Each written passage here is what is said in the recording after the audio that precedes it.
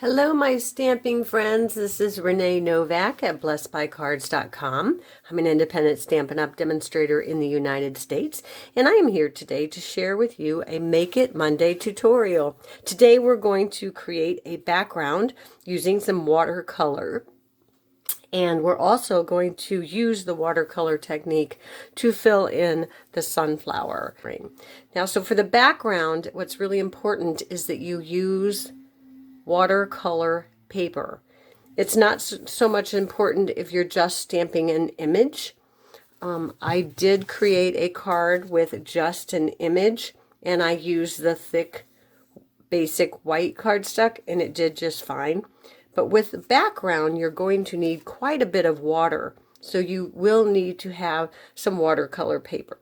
So this is very simple technique.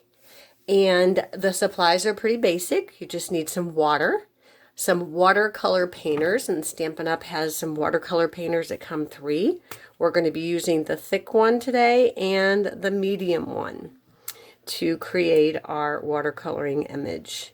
So, and then you're going to pick a stamped image and some ink colors. I'm using Celebrate Sunflowers, and I'm also using the Pool Party and Bumblebee Ink.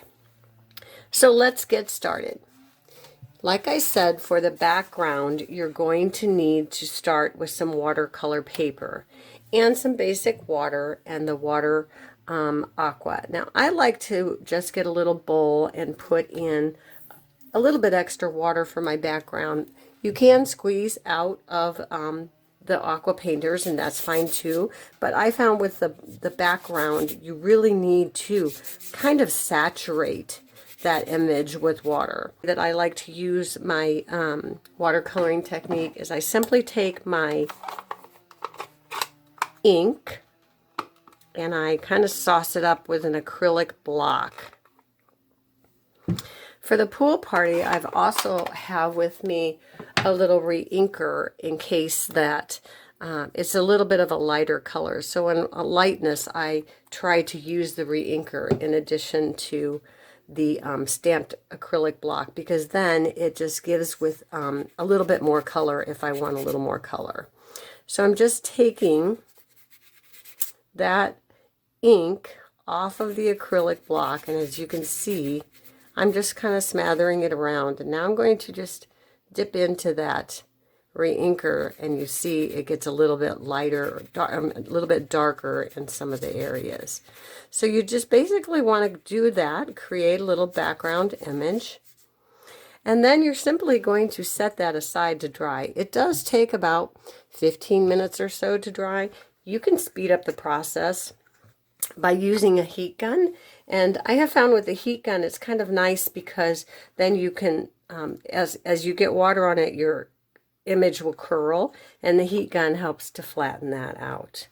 So we're going to set that aside, and instead of waiting for it to dry, I have already positioned in the Stamparatus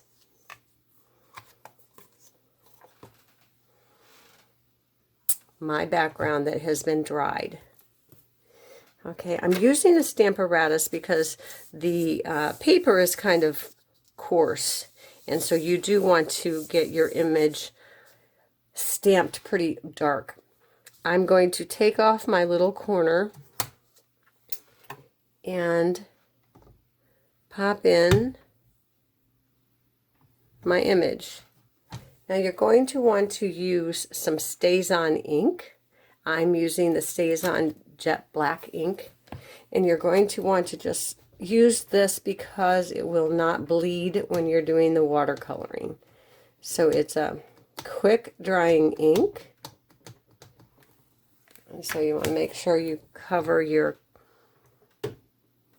image, cover your close up your ink container. So that looks pretty good. The Stamparatus is nice, and sometimes I find that I don't need to actually re-ink it, but I do need to bring it back down and stamp the image a little bit so that the ink soaks in. So now I'm going to pull that off, and I'm going to bring back my little corner.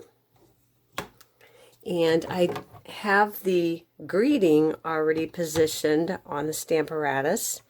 And so again, I'm going to take the Stazon ink and I'm going to sauce that up and use the stamp apparatus to add my greeting. And again, if it's not dark enough, you can try just using the ink that's there. And if you still want it darker, which I do, I'm going to add a little bit more ink to my image and bring it down again. As you can see, it's going to have to go through that really coarse paper. The stamp apparatus is great for this because it keeps it in position and you're not going to get a blurry greeting. That looks pretty good. So we are finished with our Stazon. I'm going to put the lid on it because it does dry very, very, very quickly. And then I'm going to remove our image from the stamp apparatus. And now we're going to do a bit of watercoloring. I'm going to use the medium water painter. For the background, we use the really thick one. And this one's the medium, and then there is a very, very thin one if you want detail. So it's kind of really great. So I'm going to use this one, and I'm going to bring in my Bumblebee. And again, I'm going to put some of that ink on an acrylic block. And then I'm just going to squeeze my aqua painter so that I get some water. And the more you squeeze, of course, the lighter your image. And you just want to start, you know, kind of going in a circular motion, and you just want to fill in your leaves. Actually, they're not leaves, they're petals. And again, if you want the darker to be closer to the center.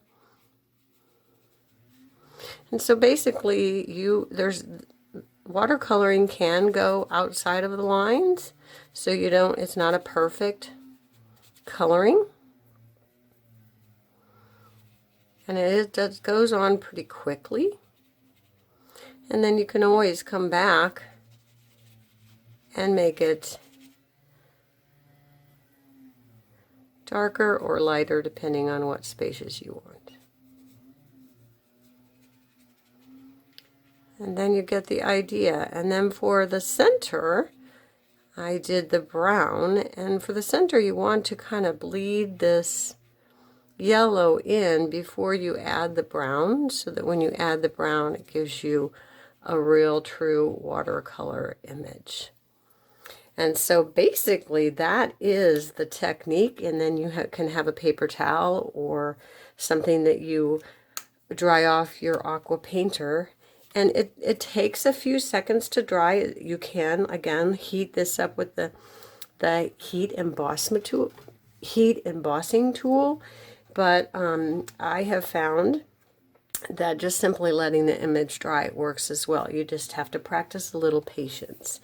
So let me just show you here. This is the one that I did. And this is the one we're creating now. And the only difference is that I don't have my centerpiece in there, but you could mix it up a little bit. Instead of doing the Bumblebee card, you could do an early espresso card, and then you could just adhere that down. Of course, you're going to put your center on, but I figured you see the technique. You don't need to watch me finish this card. So I'm just going to bring in another card that I created for you to show you a little difference of the background. And I did the same technique as we did in this video, with just applying the aqua painter and the ink on a watercolor paper.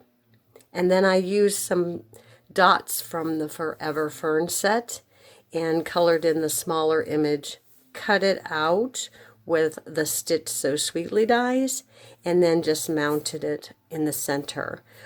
For the background here, it is early espresso, and I did for the espresso, I ran that through the cut and emboss machine and the hammered metal.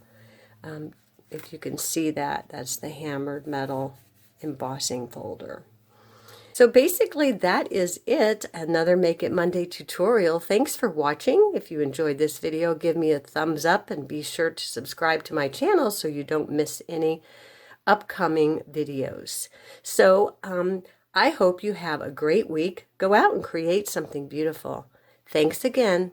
Until next time, be blessed.